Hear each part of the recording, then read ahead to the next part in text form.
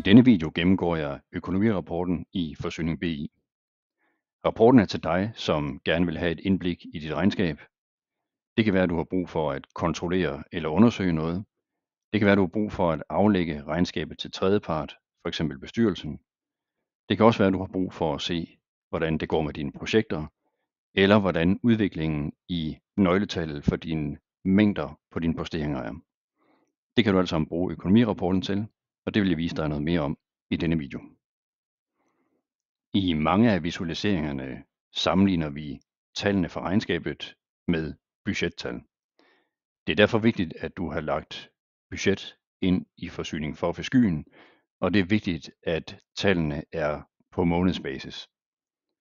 På den måde kan vi fint give dig et regnskab, hvor vi har sammenligningstal på månedsbasis. Lad os starte med at kigge på de to første fliser, som tjener hver deres formål.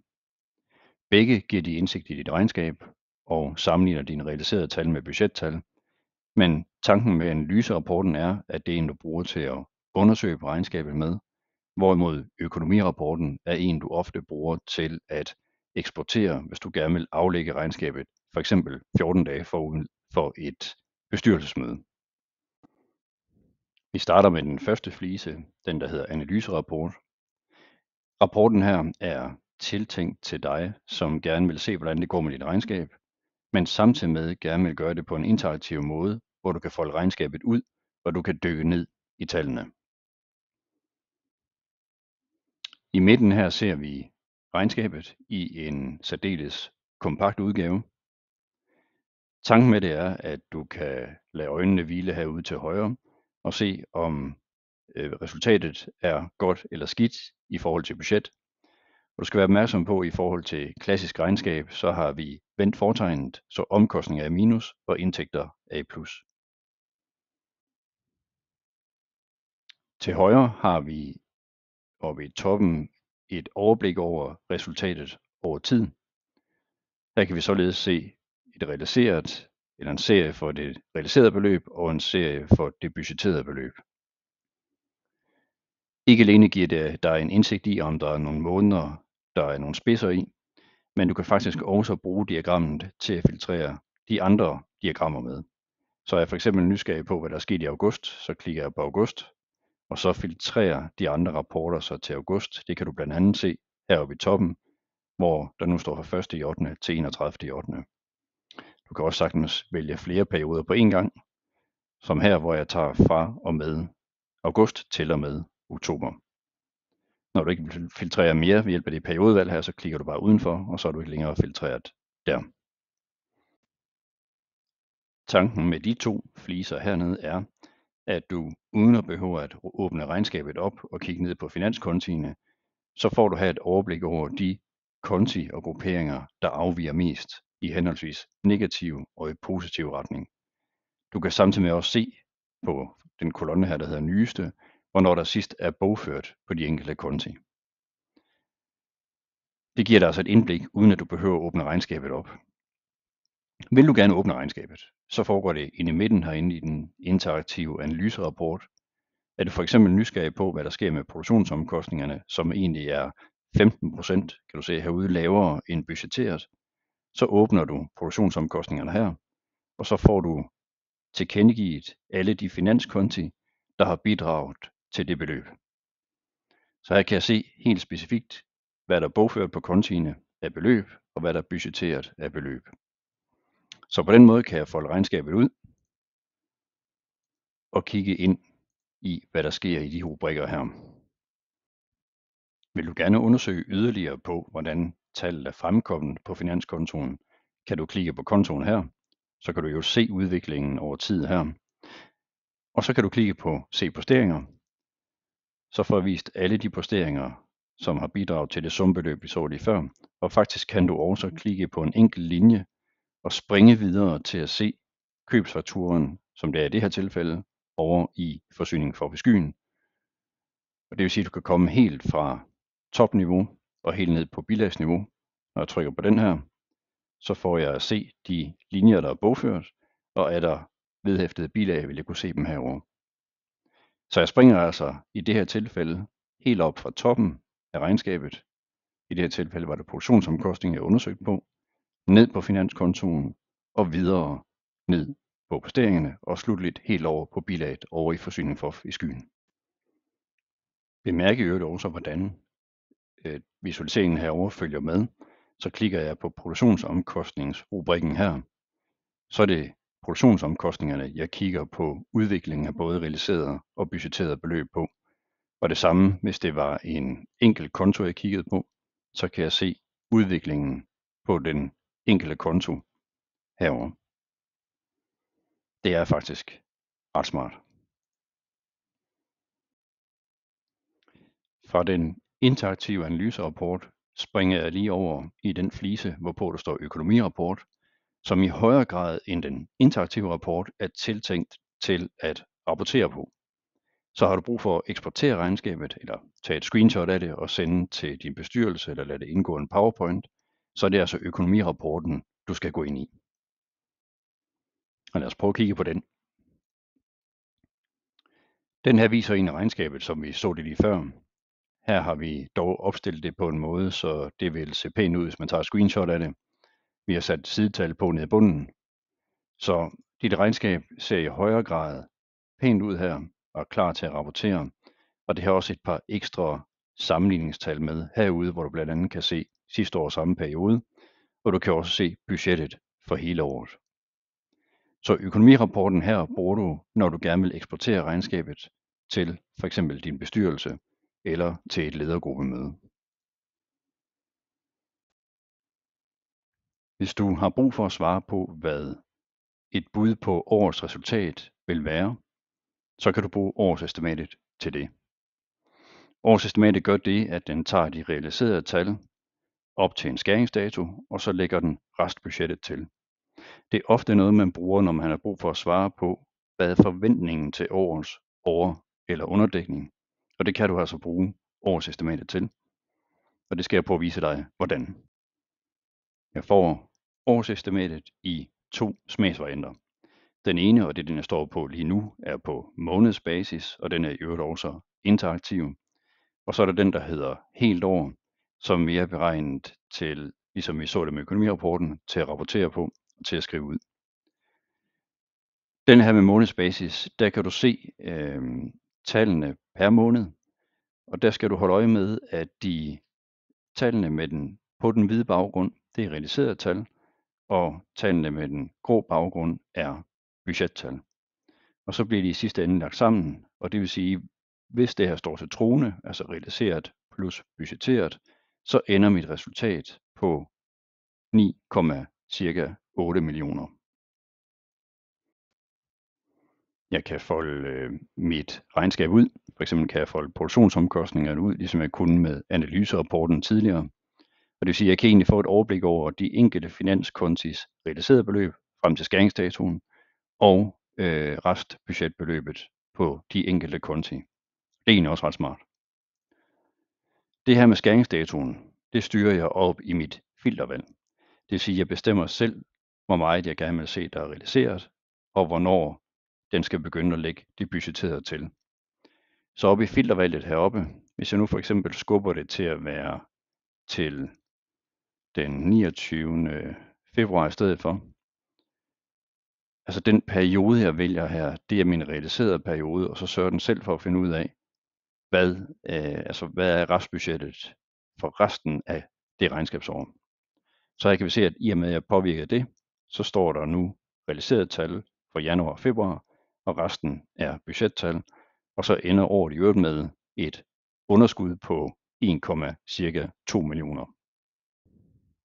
Så det første faneblad her på månedsbasis er altså til at analysere med og undersøge på. Når jeg klikker på den, der hedder helt år, så har den gjort det, at den har summeret det her, det vi så lige før, i sumkolonnen, altså der hvor vi endte med et resultat på minus 2,8 millioner, eller 1,28 millioner. Det ligger nu i den kolonne her, og i næste kolonne, der tager vi helårsbudgettet og sammenligner med årsestimatet. Det vil sige, at det her er et bud på års over- og underdækning, og det her var det oprindelige bud for helårsbudgettet, og herude en afvigelsesprocent. Så det er det, du kan bruge årsestimatet til. Nu har vi set 3 forskellige fliser herinde, og hver gang vi trykker ind på en af fliserne, så ser vi sådan en bestemt opstilling af regnskabet. Den måde, man opstiller regnskabet på, den måde, man konfigurerer det på, foregår over i Forsyning for skyen. Så du skal vide, at den opstilling, vi ser, kan du selv påvirke, og du kan endda sagtens selv lave nye opstillinger til brug for dit værk, så det passer til din måde at rapportere på. Det er dog ikke berørt i denne video. Der er en særskilt video, der berører det at konfigurere de finansielle rapporter i Forsyning FOF i skyen, som så flyder over i Forsyning BI og er med til at give de opstillinger, vi ser herinde. Men det er altså en særskilt video, så det berører vi ikke i denne video. Næste emne er projektrapportering. Herinde skal det forstås som, hvis du bruger projektdimensionen i Forsyning for skyen, så kan vi rapportere på de finanskonti, der er indgået i det her projekt, og de finansposteringer, der er indgået i det her projekt.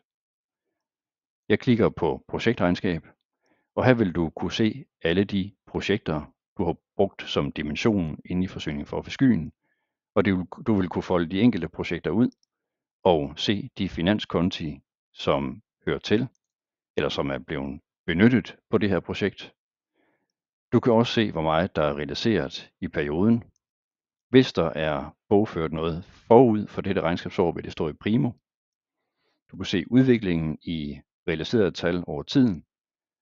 Hvis du har lagt et budget ind for de enkelte projekter, hvilket er klart anbefalesværdigt, det kunne fx være, at du har et projekt på 2,5 millioner til renovering af en ledningsstrækning, så kan man lægge det ind i budgettet i Forsyning for skyen.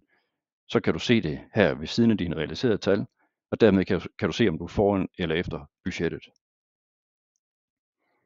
De her finanskonti kan du trykke på, ligesom vi har set tidligere i dag, og så kan du springe videre til at se de posteringer, der er på det her projekt på den finanskonto, og her kan du i øvrigt springe videre og se posteringen over i Forsyning for i skyen.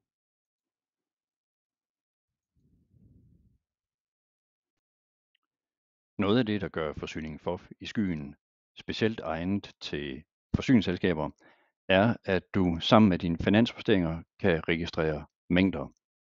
Du har faktisk 2 mængdefelter på hver finanspostering, og man kan bruge det til at taste mængder ind på det, man køber. Det kunne for eksempel være tons flis, eller gigajoule flis, eller det kunne være kilo slakke, eller kubikmeter naturgas, bare for at tage nogle eksempler. Hvis man registrerer de mængder sammen med sine finansposteringer, så har man mulighed for at rapportere på det efterfølgende. Og det skal jeg prøve at vise dig. I mængderegnskabet ser vi alle de finanskonti, hvor der er bogført mængder på. I den første kolonne i finansbeløbet ser vi, hvad der rent faktisk er bogført. Og i de kolonner med den grå baggrund ser vi noget omkring mængde 1, og den med den gule baggrund ser vi noget omkring mængde 2. Her ser vi for eksempel, at vi har købt 1516 tons flis, og det har vi så givet de her 4 millioner kroner for. Det betyder også, at vi har givet næsten 2.700 kroner per tons biomasse. Det her er demodata. Og herover vil vi endda også kunne se et minidiagram for udviklingen i beløb per mængde. Så vi kan for eksempel se, stiger vores enhedspris på de indkøbte el-kilowattimer for eksempel, eller falder prisen på tons flis. Det kan man se på minidiagrammet her. Og det samme med mængde 2.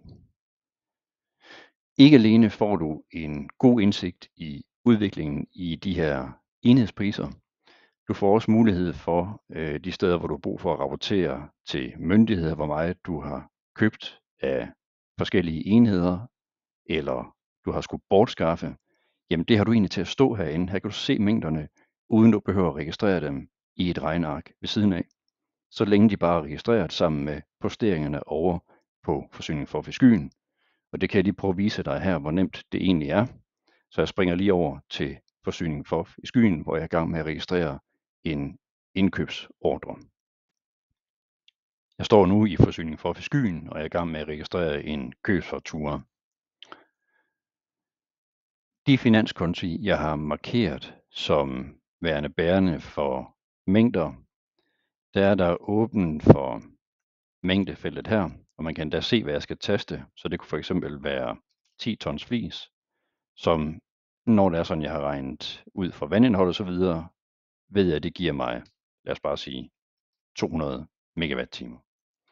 Og det her så givet 123.000 kroner for. Så det, der er vigtigt her, det er at aktivere mængdebeskrivelserne inde på den enkelte finanskonto. Og når du har gjort det, så har du mulighed for at taste i mængderne inde i Forsyning for Skyen, når du registrerer en købsfaktura. Jeg er sprunget tilbage i Forsyning B igen og skal vise dig den sidste rapport herinde. Og det er kreditorrapporten, som fortæller noget om samhandlen med vores kreditorer. Alle dine kreditorer vil blive listet ned her, og du vil kunne se, hvor meget du har købt hos dem. I minidiagrammet herover kan du se udviklingen i indkøb over tiden, så du kan se, om du er begyndt at købe mere eller mindre hos den enkelte kreditor. Og herover kan du se de 5 største kreditorer, du har handlet sammen med. Klikker du på en enkelt af dem, vil du kunne se indkøbsmønstret. Du kan også klikke herover og sige, at sådan er det, jeg har handlet med pillefyret, og så får du den isoleret. Og ligesom vi har set ofte før, så kan jeg klikke på en post herover og springe videre til de posteringer, og hermed også springe videre til Forsyning for Skyen, for at se, hvad det er, jeg har købt på de her fakturer.